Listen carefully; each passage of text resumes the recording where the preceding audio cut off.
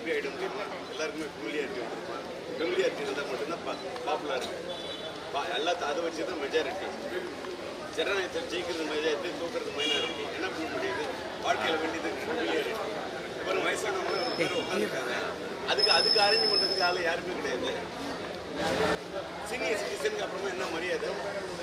ஓட்டு பண்ண வர இந்தியன் சிட்டிசன்ஸ் வர சீனியர் சிட்டிசன் உட்காந்துருக்காங்க. இந்த வெயில் காலத்தில் எப்படி வந்து ஓட்டு போடுவாங்க? அதுக்கு அரேஞ்ச் பண்ணணும்ல. மீடியாவை கூப்பிட்டாங்க, கொஞ்சம் எல்லாம் போங்க அப்படின்னு அதான் சொல்றீங்க.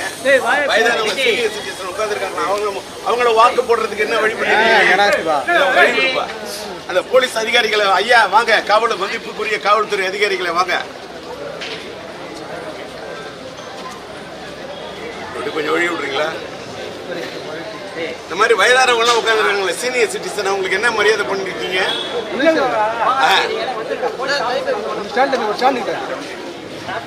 என் ஸ்டாண்ட சொல்றேன், நீ ஸ்டாண்டு கலைகிற.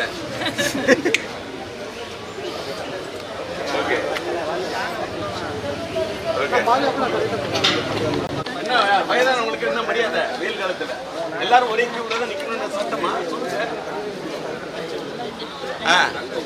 எவ்வளவு நேரமா உட்காந்துருக்காங்க? அவங்களாவது உட்காந்துருக்காங்க கியூல பாரு, எவ்வளவு வயதானவங்க நிக்கிறாங்க.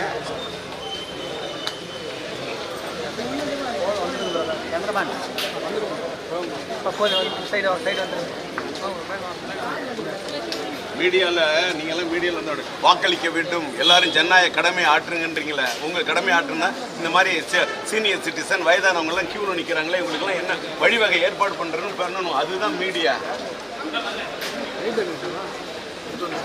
யாருக்கு பாப்புலாரிட்டி இருக்கு, யாருக்கு முக வேல்யூ இருக்கு, ஃபெமிலியாரிட்டி இருக்கு, யாருக்கு ஃபேஸ் வேல்யூ இருக்கு அப்படிங்கிற அதை எடுத்து போட்டு உங்களுக்கு கவரேஜ் பண்றீங்க. அந்த கவரேஜ் பண்றீங்க, இந்த கவரேஜ் பண்ணுங்க.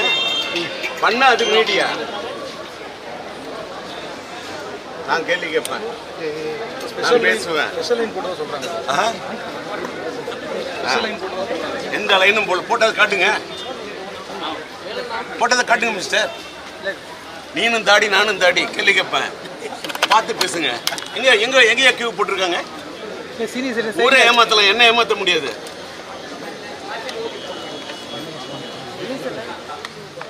அதாவது அப்படி தூண்டி விட்டு டிஆர் கோவப்பட்டார், அதை தான் உனக்கு நியூஸ் போட முடியும். ஓ வேலை நீ பண்ணிட்டு இல்ல, போட்டதா சொன்னது வேற, செய்யறது வேறயா? சொல்றது வேற, செய்யறது வேற. உன் பேர் என்ன?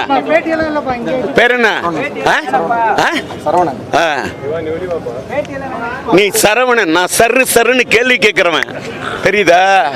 சரன்னு கேள்வி கேட்கிறவன். மேல தள்ளி வை.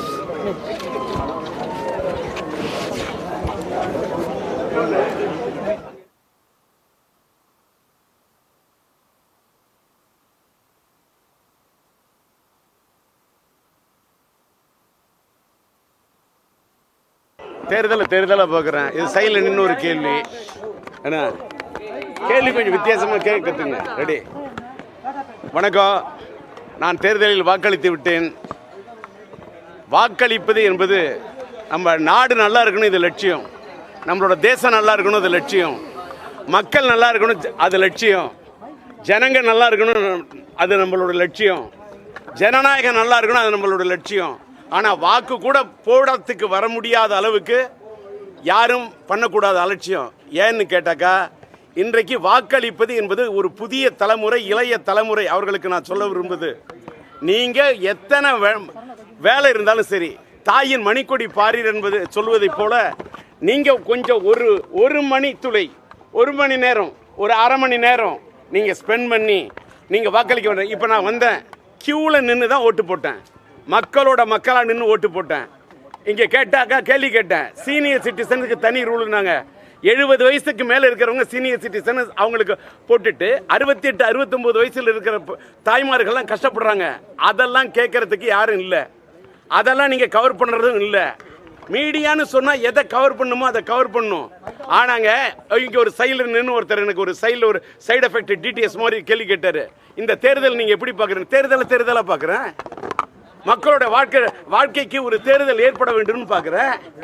இன்னைக்கு ஓட்டு போட வந்தது மக்களை பார்க்குறேன். வயதானவர்கள்லாம் அவங்க வீட்டிலேருந்து புறப்பட்டு கஷ்டப்பட்டு கியூல நின்று அந்த ஓட்டு போட்ட அந்த பெரியவர்களை பார்க்கும்போது, அந்த ஜனங்களை பார்க்கும்போது, இன்னும் ஜனநாயகம் இருந்து கொண்டு இருக்கிறது என்று நினைக்கும் போது இறைவனுக்கு என்னுடைய நன்றி. எல்லாம் வல்ல இறைவனுக்கு என்னுடைய நன்றி, அந்த கடவுளுக்கு நன்றி, அந்த கருத்துக்கு நன்றி. ஆனால் எனக்கு ஒன்னே ஒன்று மட்டும் புரியுது, ஏதோ இந்த ஓட்டு பிரியுது, யாருக்கோ ஏதோ ஒன்று சரியுது, மக்கள் மனதில் ஏதோ ஒரு விஷயம் பத்தி எரியுது. இது மட்டும்தான் இந்த தேர்தல். எப்படி பார்க்குறீங்கன்னா நான் அப்படி தான் பார்க்குறேன். இங்கே ஓட்டு போட்ட அந்த கூட்டத்தில் இளைஞர்களை நான் தேடுறேன். இளைஞர்கள் முகம் கொஞ்சம் இருக்குது. இன்னும் இளைஞர்கள் ஒருவேளை வேலைக்கு போயிருந்தா மறக்காம மத்தியானமாக வந்து ஓட்டு போடுங்க. எனக்கு ஒன்றே ஒன்றுங்க, நான் இதை பதிவு பண்ணிட்டு தான் போவேன். பதிவு பண்ணுறத உங்களுக்கு வாய்ப்பு இருந்தால் போடுங்க. ஏன்னா என்ன பேசினாலும் சில பேர் அதை அப்படியே போடுறீங்க, சில பேர் மாற்றி போடுறீங்க, சில பேர் சேர்த்தி போடுறீங்க, சில பேர் திரிச்சு போடுறீங்க, சில பேர் மறைச்சி போடுறீங்க, சில பேர் போடாமலே இருந்துடுறீங்க. ஆனால் போடுறவங்க போடணுங்கிறதுக்காக ஒன்றே ஒன்று சொல்கிறேன். இன்றைக்கி ஒரு சட்டமன்ற தொகுதியில் இருந்தாலும் சரி, ஒரு நாடாளுமன்றத்தில் போய் நம்ம உறுப்பினர் ஆகணுனாலும் சரி, குறைந்தபட்சம் 20 கோடி, 40 கோடி, 60 கோடி, 80 கோடி, 100 கோடி, 110 கோடி, இப்படி செலவு பண்ணும் பல கோடி. தமிழ்நாட்டோட தென் தமிழகத்தோடைய கட கோடி, அதுதான் தனுஷ்கோடி. ஏழை எளிய மக்கள் நிற்கக்கூடியது தெருக்கோடி. ஆனா பதவியில் இருக்கவங்க சில பேர் குவிச்சு வச்சிருக்கிறது பல லட்சக்கணக்கான கோடி. ஆனா என்கிட்டலாம் இருக்கிறது வெறும் தாடி. நான் 1996லேருந்து 2001 வரைக்கும் பூங்காநகர் தொகுதியில் நான் எலெக்ஷன் நின்று ஜெயிச்சேன். எல்லாம் உள்ள இறைவன் இருக்கார் மேல. அல்லேலூயா, பிரைஸ் தி லார்ட், அல்லாஹ் அக்பர், ஆதி பராசக்தி, ஆஞ்சநேயா, அந்த ஆண்டவன் எல்லாம் சொல்றேன். நான்லாம் ஓட்டுக்கு நோட்டு கொடுத்துலாம் நான் ஓட்டு கேட்கல. நான் கரன்சியை நம்பல, மக்களோட கரத்தை நம்பி நின்ன. இப்ப கூட சில பேர் கரன்சியை தான் நம்புறாங்க, ஓட்டு போடக்கூடிய மக்களோட கரத்தை நம்பல. ஆனால் நான்லாம் பூங்காநகர் தொகுதியில் நின்னப்ப மக்கள்கிட்ட போய் எனக்கு போடுங்க ஓட்டு அப்படின்னு பாடி கேட்ட பாட்டு. ஏறின பல வீட்டோட கேட்டு ஓட்டு கேட்டு போனேன், கேட்டது ஓட்டு. ஆனா நான் ஓட்டுக்கு போடுறதுக்கு மக்களுக்கு கொடுக்கல நோட்டு. இதுதான் சத்தியம், இதுதான் தர்மம். அதனால இந்த தேர்தலில் எந்த மக்கள் காசு வாங்காம நோட்டு வாங்காம ஓட்டு போடுவோன்னு போடுறது யாரா இருந்தாலும் சரி, அவங்க ஒரு சுயேட்சை சின்னத்துக்கு போட்டா கூட சரி, அந்த ஜனங்கள் அந்த மக்கள்லாம் அவங்க தான் உண்மையிலே ஜனநாயகத்தோட உண்மையான தீர்ப்பை எழுத வந்திருக்கக்கூடிய தெய்வங்கள். அந்த மக்களுக்கு அந்த மகேசன் தீர்ப்பை கொடுக்க வேண்டும் என்று வந்த மக்களுக்கு என்னுடைய மனமார்ந்த நன்றி, லட்சியம் கலந்த நன்றி. பேசிட்டேன். நன்றி, வணக்கம்.